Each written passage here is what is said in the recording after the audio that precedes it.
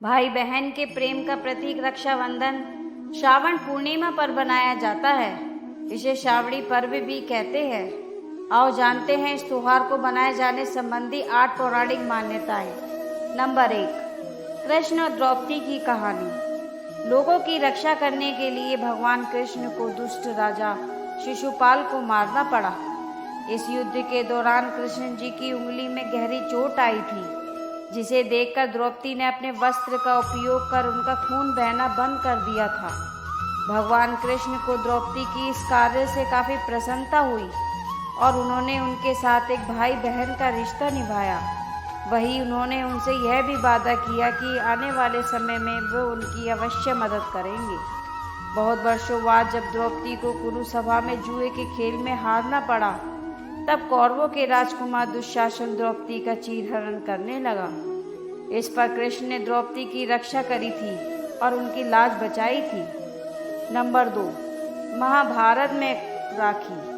भगवान कृष्ण ने युधिष्ठिर को ये सलाह दी थी कि महाभारत की लड़ाई में खुद को और अपनी सेना को बचाने के लिए उन्हें राखी का जरूर से उपयोग करना चाहिए।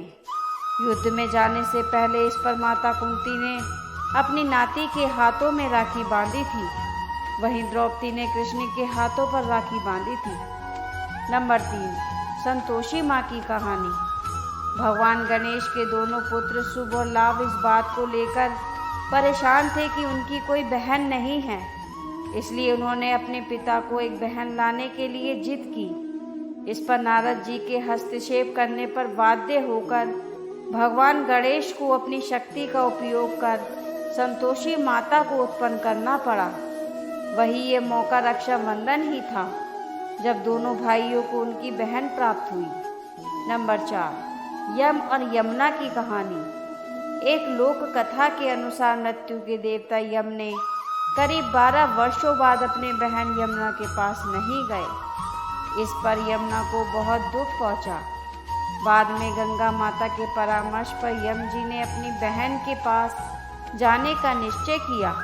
अपने भाई के आने से यमुना को काफ़ी खुशी प्राप्त हुई और उन्होंने यम भाई का काफ़ी ख्याल रखा। इस पर यम काफ़ी प्रसन्न हो गए और कहा कि यमुना तुम्हें क्या चाहिए, जिस पर उन्होंने कहा कि मुझे आपसे बार बार मिलना है, जिस पर यम ने उनकी इच्छा को पूर्ण भी कर दिया। इससे यमुना हमेशा के लिए अमर हो गई।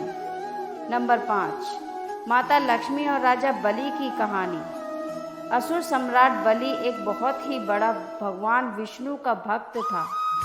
बलि की इतनी ज़्यादा भक्ति से प्रसन्न होकर विष्णु जी ने बलि के राज्य की रक्षा स्वयं करनी शुरू कर दी थी। ऐसे में माता लक्ष्मी इस चीज़ से बहुत परेशान होने लगी, क्योंकि विष्णु जी अब बैकुंठ पर नहीं रहते थे।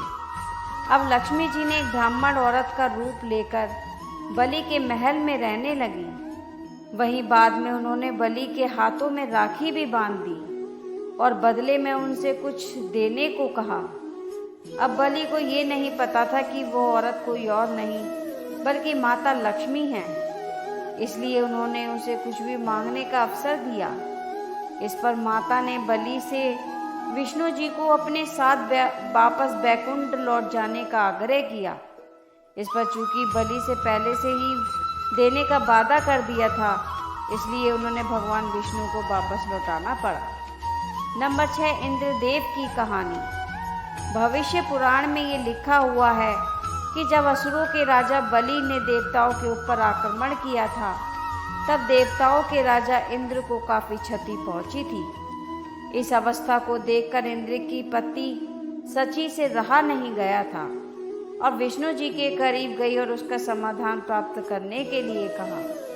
तब प्रभु विष्णु ने एक धागा सची को प्रदान किया और कहा कि वो इस धागे को जाकर अपने पति के कलाई पर बांध दे। और जब उन्होंने ऐसा किया, तब इंद्र के हाथों राजा बलि की पराजय हुई। इसलिए पुराने समय में युद्ध में जाने से पूर्व राजा और उनके सैनिकों के हाथों में उनकी पत्नी और बहनें राखी बांधा करती थी, जिससे वह सकुशल घर जीत कर लौट सके। नंबर 6, उत्तर भारत में रक्षाबंधन वाले दिन अर्थात श्रावण की पूर्णिमा को राखी का त्यौहार बनाया जाता है।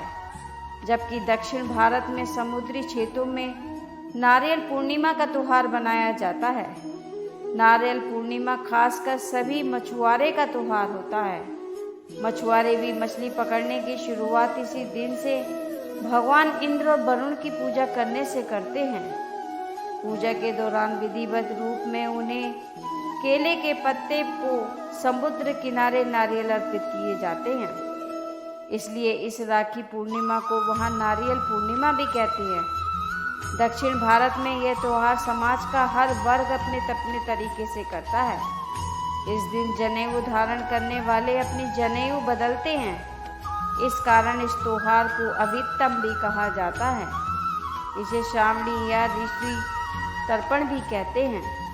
नंबर 7, प्राचीन काल से ही राखी के रूप में मौली या कलावा बांधने का प्रचलन चला आ रहा है। हाथ के मूल में 3 रेखाएं होती हैं, जिनको मणिबंध कहते हैं।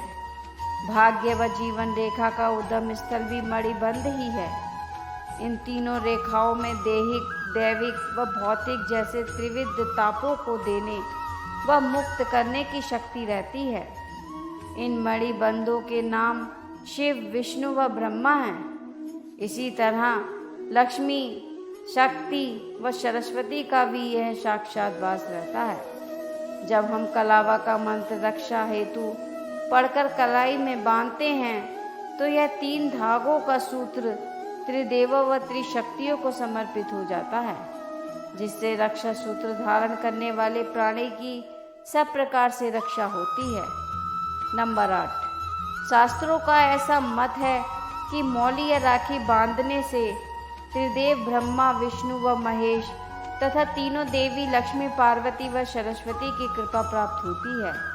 ब्रह्मा की कृपा से कीर्ति, विष्णु की कृपा से रक्षा और शिव की कृपा से दुर्गुणों का नाश होता है।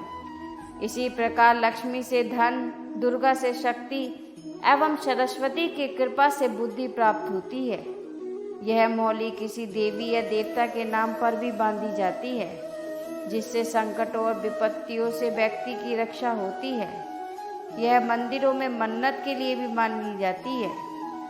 नंबर 9, संकल्प के लिए भी रक्षा सूत्र बांधा जाता है।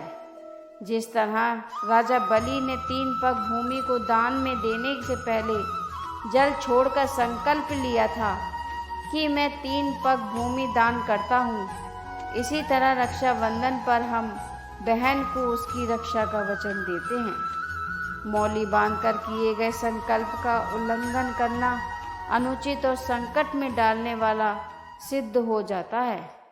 यदि आपने राखी या मौली बांधी है तो उसकी पवित्रता का ध्यान रखना भी जरूरी होता है।